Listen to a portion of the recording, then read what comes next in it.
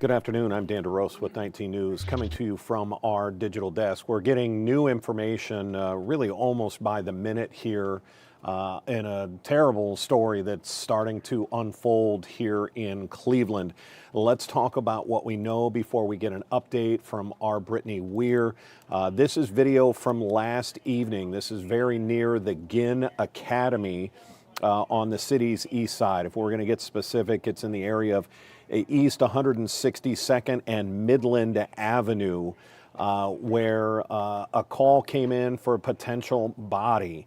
And that really started the investigation. We have since learned, really within the last about half hour to 45 minutes, we can confirm through police sources that there were two young girls found in suitcases, partially buried suitcases. That's where the obvious cause for concern comes in. We're going to go live downtown to our Brittany Weir, who's just outside of police headquarters. Brittany, first of all, explain why you're there, and then you've even gotten some new information just in the last couple of minutes as to how those bodies were found.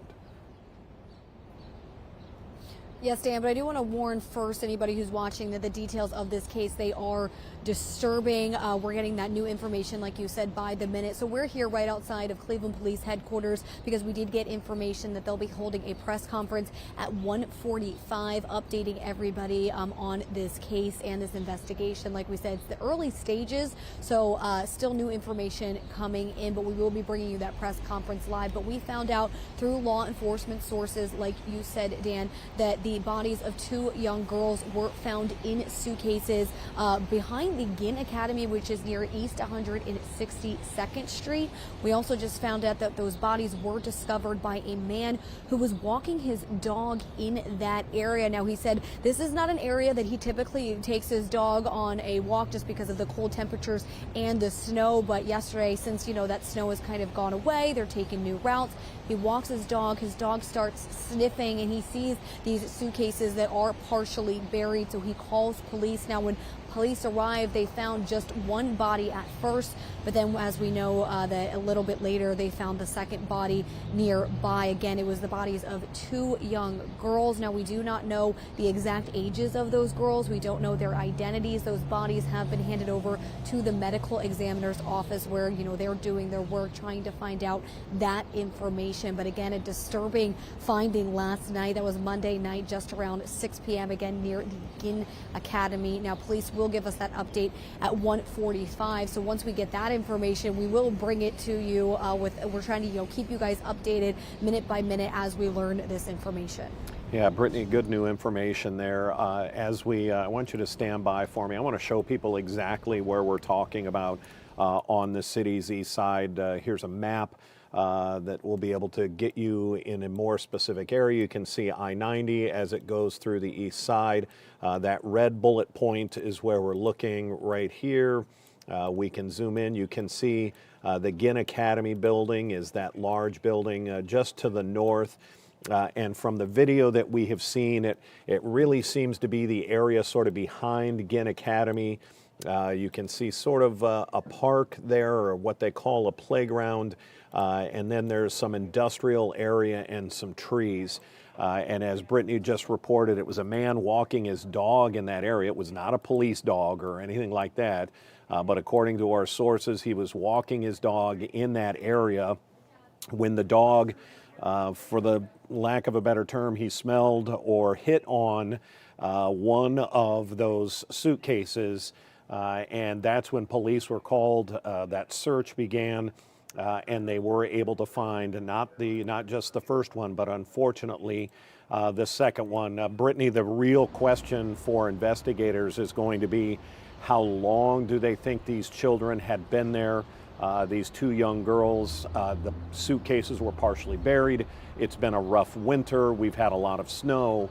That's going to be a major question for investigators at that news conference.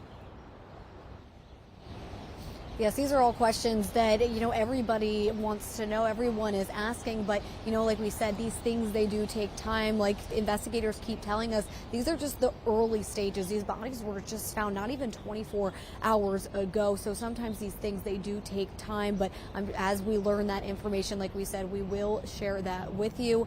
We don't even know if these girls were local girls. Are they from Cleveland? Are they from Ohio? Again, things that we just continue to need to find out once investigators do their job, medical examiners, things like that. We also don't even know what state these bodies were in at the moment. We don't know just, how long, like you said, how long they've been there. Yeah, and we do know the last little bit of information we have, and this is just common sense. You would fully expect this. Investigators have told us, or at least our sources have told us, they are doing their due diligence. They're starting to look at missing person cases, missing children cases. They're also working with job and family services or child and family services to try and come up with any case workers, maybe haven't seen a couple of children in a while. There's all different avenues that this investigation is going to have to go now. Brittany Weir is again live for us in downtown at police headquarters. Brittany will be at the news conference coming up in just about an hour from now at 1:45, and we will be back live with you then. Brittany, thank you for your time and the update. We appreciate it. Thank you, Dan. All right. So coming up again at 1:45, you'll want to be with us. We'll start that stream just a little bit earlier as we see police filing into that room. There is a briefing room there at headquarters, and we will have that for you live. You can watch that on our website. You can download the app on your smart TV. Think about if you've downloaded any apps, DirecTV, any of the apps. Go to that same app store, download Cleveland 19 News Plus. And you can watch all of our live streams there for free. Until then, I'm Dan DeRosa with 19 News, and we will see you at 1:45.